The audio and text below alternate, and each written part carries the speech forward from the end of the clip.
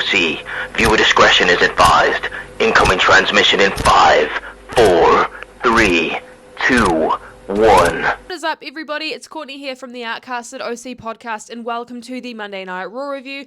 I'm not going to waste any time with this because I've filmed this intro 4 times now, so let's just get straight into what happened on Monday Night Raw this week. Now, this is the go-home show for Money in the Bank. Money in the Bank is this weekend, but the show starts off with us seeing Sheamus, Drew, and Ilya all arriving to the arena.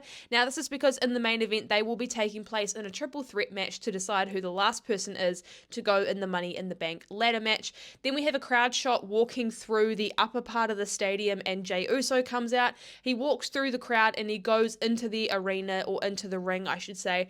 He goes down the crowd as he always does. He comes into the ring and he welcomes everybody to Monday Night Raw, and he says at Money in the Bank on Saturday, only one person is going to be winning it, and you're looking at him. Then Chad Gable comes out and everyone's obviously yeeting because it's Jey Uso. He says enough of the yeet. Miracle is also a word that we should be using. I appear in the dictionary right next to the word. I've overcome the Wyatts, and I've overcome my family leaving me, and I overcame 2 monsters last week to qualify for Money in the Bank. I will be winning it. Chad's like, you know, my family has left me very high and dry, and you and I have a lot in common. We both have abandoned our family, which I was like, Jay didn't abandon his family, but that's okay.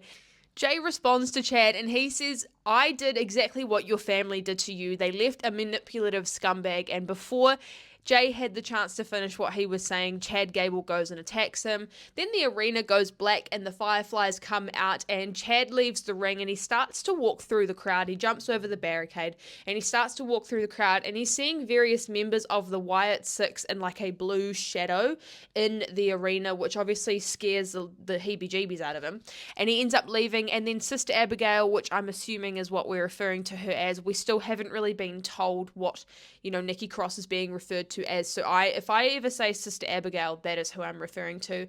If I'm wrong, I will happily correct myself, but for now, because we've had no clarification from WWE of their names, I'm just going to use that. So Sister Abigail drops another package off on the commentary table, and actually we only just find out now that Pat McAfee is not on commentary with Michael Cole this week. It's actually in fact Corey Graves, which I didn't mind this combination.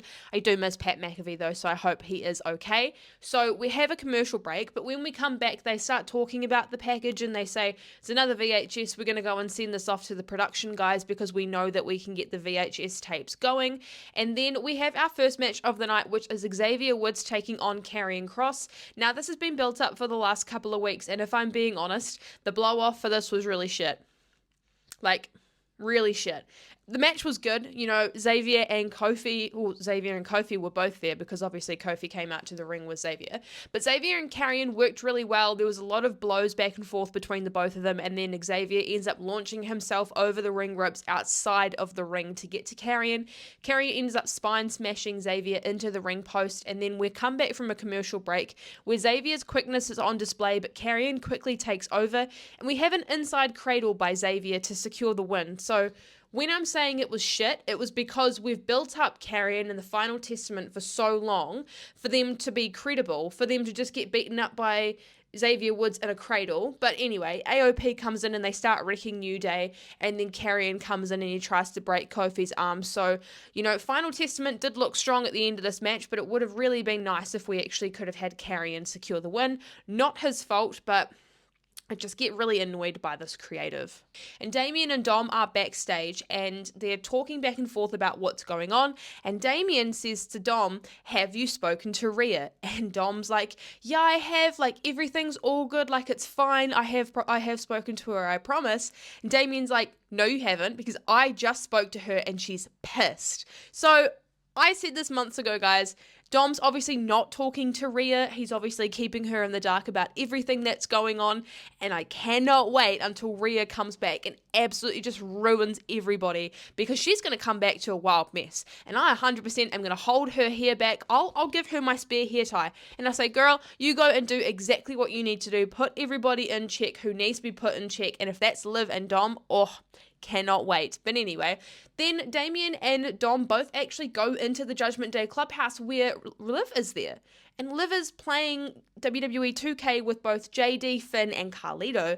And she's acting all like, like, come on in, like, welcome. Like, I'm just here.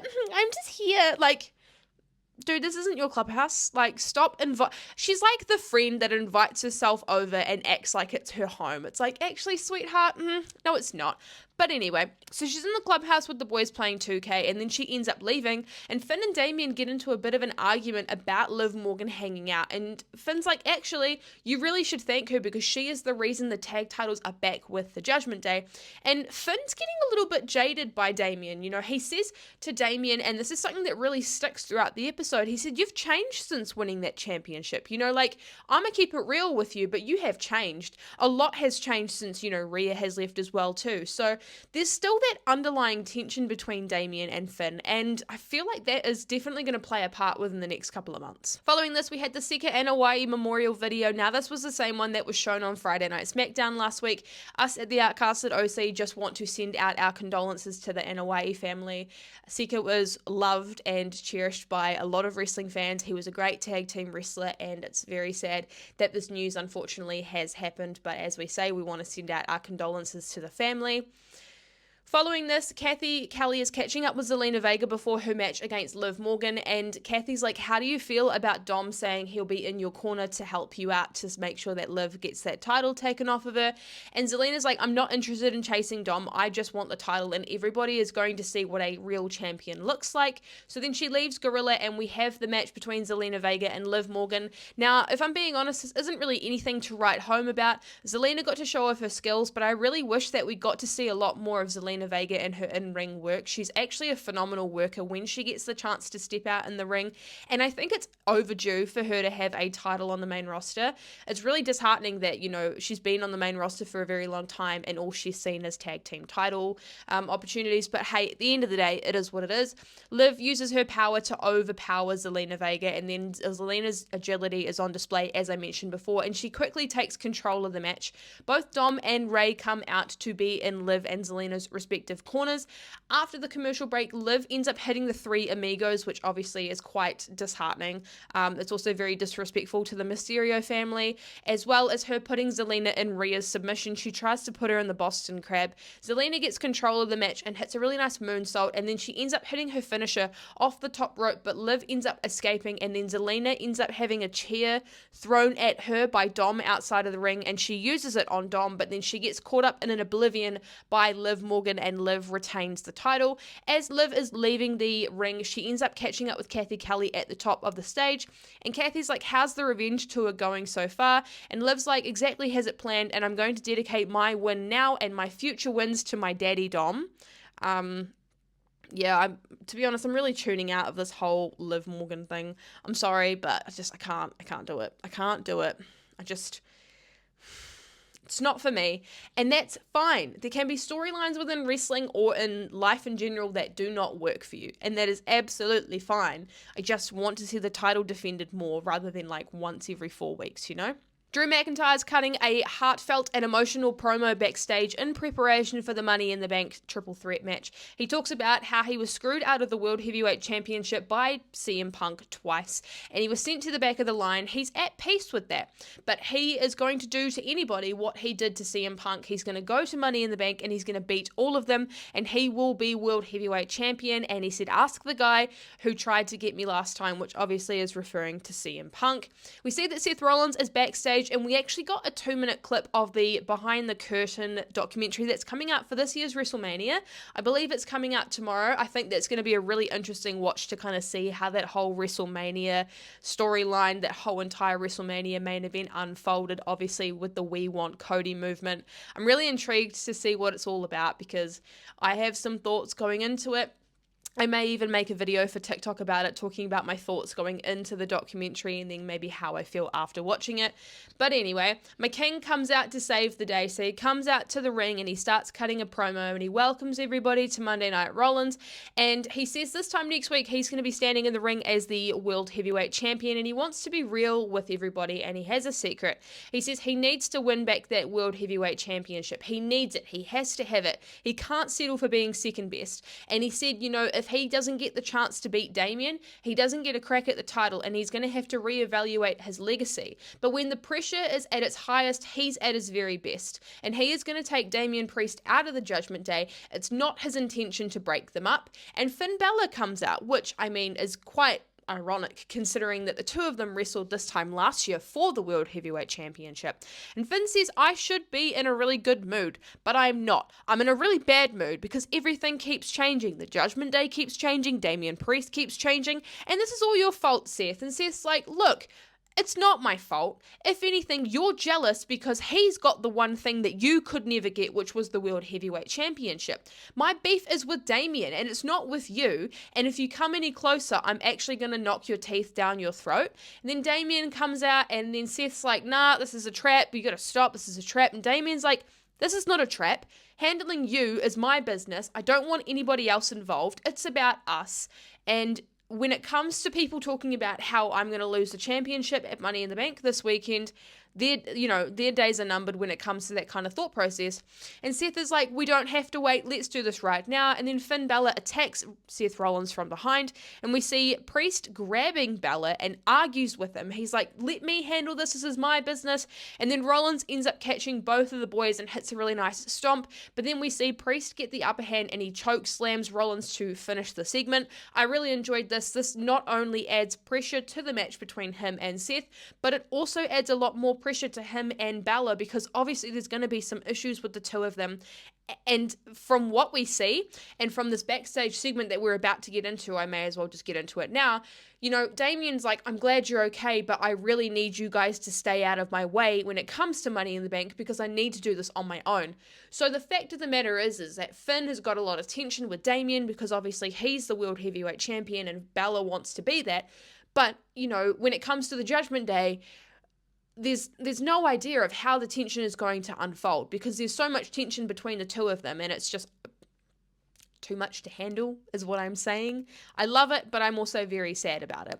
What I'm also very sad about is we've just had confirmation that Ludwig Kaiser has some broken ribs and he will not be wrestling for however long, and he would have been going into Money in the Bank, and I'm really sad about it. I'm actually gutted. He cut a promo talking about how Sheamus viciously attacked him after the match, and he's got broken ribs, and that Sheamus showed his true colors and he's nothing but a coward, and how Ludwig's only goal when he comes back fit and healthy is to embarrass Sheamus once and for all.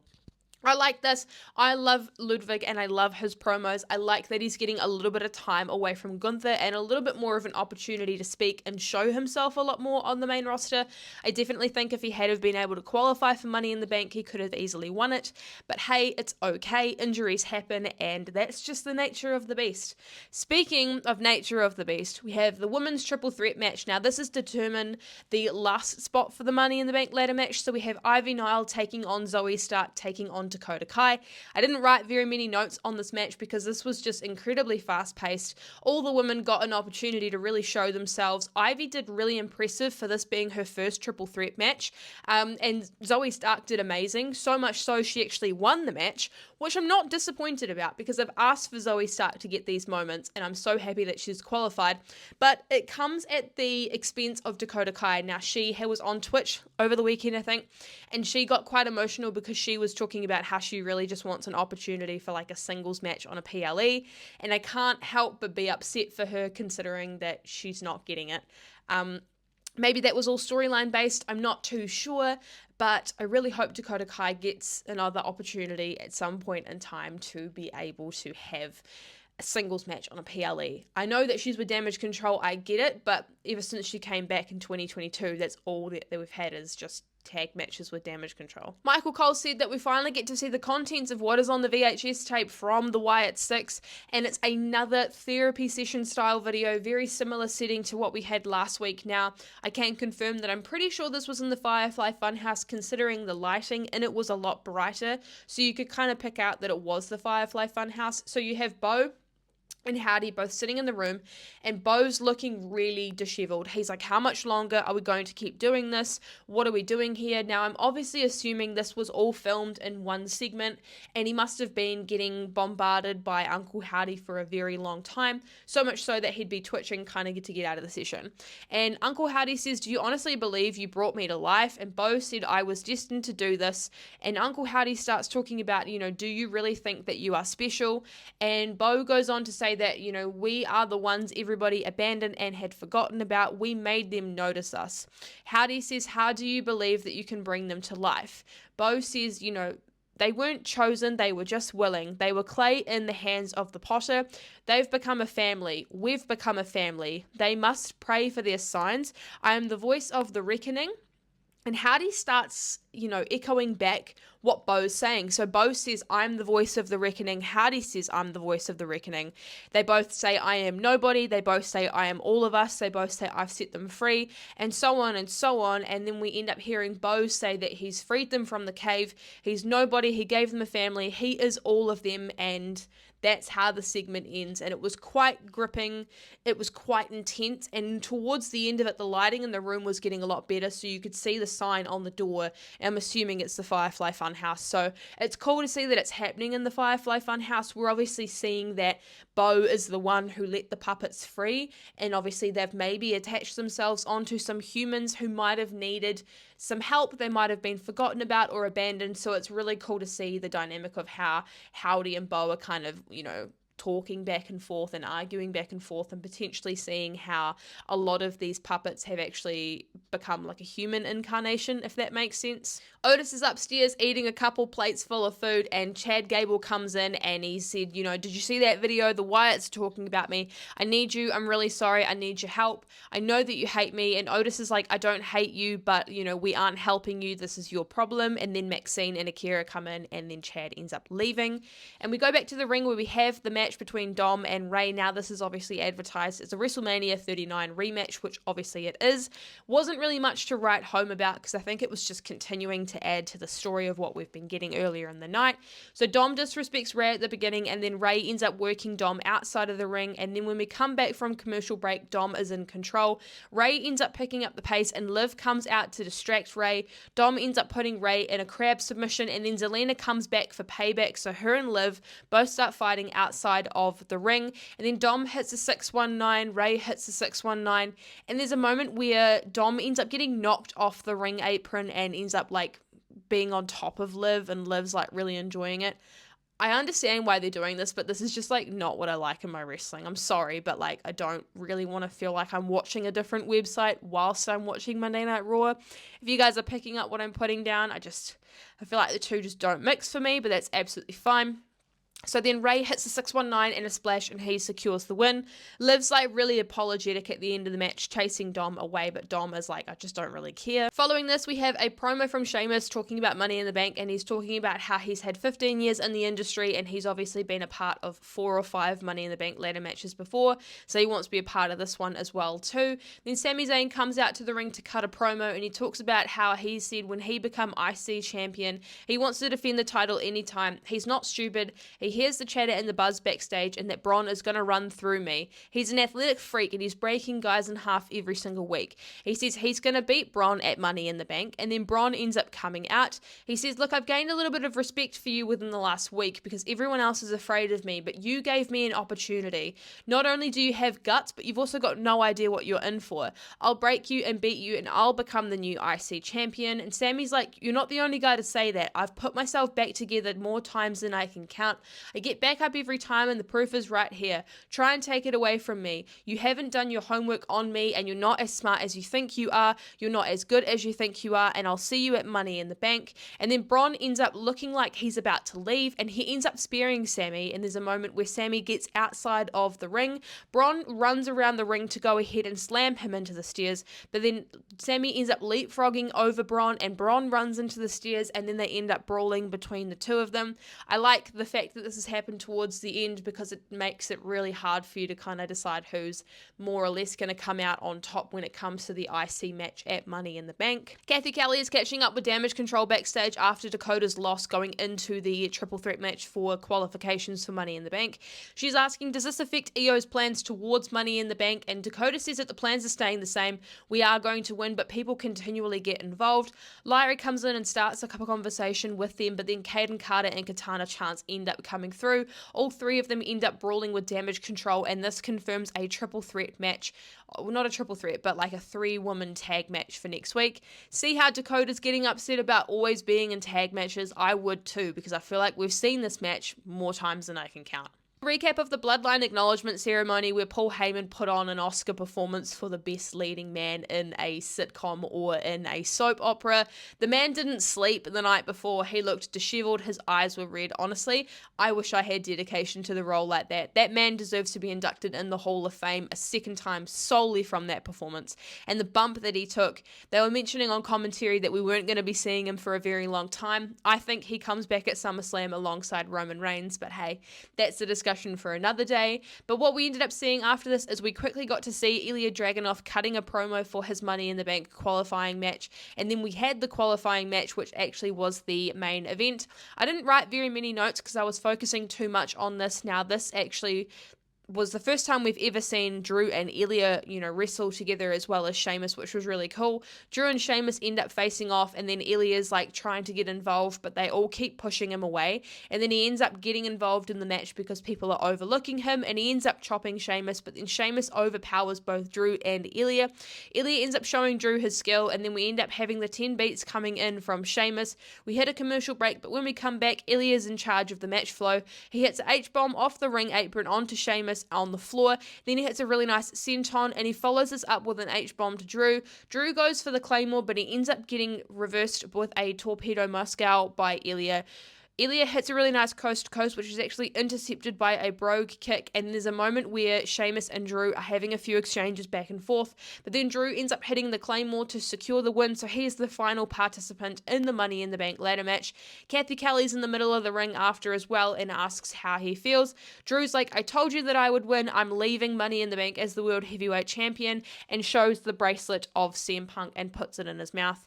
I feel like CM Punk's gonna screw him over again, and I cannot wait to see it. I cannot wait for CM Punk to go ahead and say, guys, I'm in Chicago really just enjoying a really nice muffin. Psych, he's in Toronto or in Montreal. It's happening in Montreal, I think. I don't know. I don't really know Canada very well, but I also wasn't listening to Michael Cole. But what I am excited about is the potential of CM Punk ruining this for Drew McIntyre again. I'm hoping for it. I'm praying for it. I need to see it for myself. And with that, it brings us to the end of the Monday Night Raw review for this week. If you guys enjoyed the video and you stuck around, make sure you go ahead and like the video. Comment something down below that you enjoyed about Monday Night Raw this week. While you're there as well too, you should go ahead and check out the description where you can find all of the Outcasted links for Instagram, Twitter, and TikTok, as well as all of our personal social medias, so you can keep up to date with what we're doing when we're not posting on the channel. As always, you've got your NXT review coming in from Reese this week, which is actually the go home show for NXT Heatwave, and we've also got the podcast coming this week where we're going to be doing our Money in the Bank predictions, and SmackDown episode for the review will be up this weekend as well too. That's the go home episode of SmackDown before Money in the Bank. I hope you guys really enjoyed the video, and I will see you guys in the podcast this week. Bye guys.